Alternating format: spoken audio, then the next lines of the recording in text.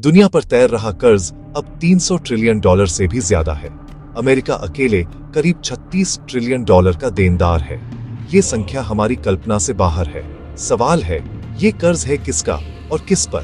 अक्सर लोग कहते हैं चीन, पर सच यह है कि अमेरिकी कर्ज का लगभग 70% खुद अमेरिकी ही रखते हैं। आज हम इस कर्ज की दुनिया को समझेंगे, इसका इतिहास, इसका चक्र और इसके खतरे, क्योंकि यही कर्ज वैश्विक अर्थव्यवस्था को धक्का देता भी है और कभी-कभी गिराता भी है। कर्ज की शुरुआत प्राचीन मेसोपोटामिया से मानी जाती है। विश्वास के बदले वादा। आधुनिक कर्ज 1683 में तेज हुआ, जब ब्रिटेन ने युद्ध के लिए बॉन्ड जारी किए। विश्व युद्धों और पुनर्निर्माण के दौर में राष्ट्रों ने भारी उधार लिया। कर्ज राज्य की मशीनरी का ईंधन बना। लोगों की जमा पूंजी से सरकारें बॉन्ड बेचती रहीं। विश्वास को कागज में बदला गया। 1971 निक्सन शॉक। अमेरिका ने गोल्ड स्टैंडर्ड समाप्त किया। सब कुछ बदल गया। अब पैसा सोने से नहीं, सरकार के भरोसे से चलता है। सिर्फ क्रेडिट। सरकारें जितना चाहें उतना पैसा छाप सकती हैं। पूंजी सस्ती हुई, कर्ज तेजी से बढ़ा। 1980 के बाद से वैश्विक कर्ज विस्फोट की तरह बढ़ा। आज 300 ट्रिलियन डॉलर से ऊपर। यह नया युग था, क्रेडिट का, लिक्विडिटी का और जोखिम का। तो इतना पैसा उधार देता कौन है?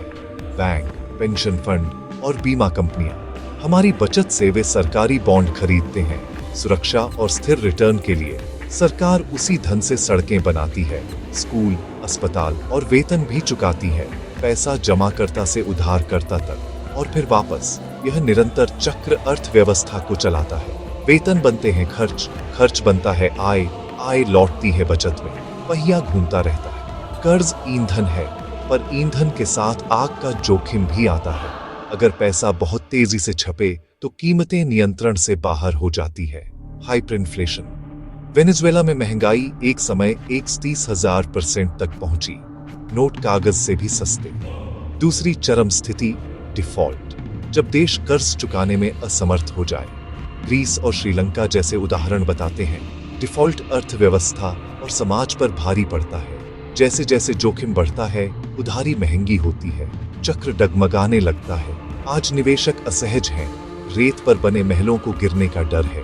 इसलिए पूंजी फिर असली मूल्य की ओर बह रही है, सोने की ओर। 2025 में सोने के दाम चढ़ रहे हैं और डॉलर कमजोर दिखता है।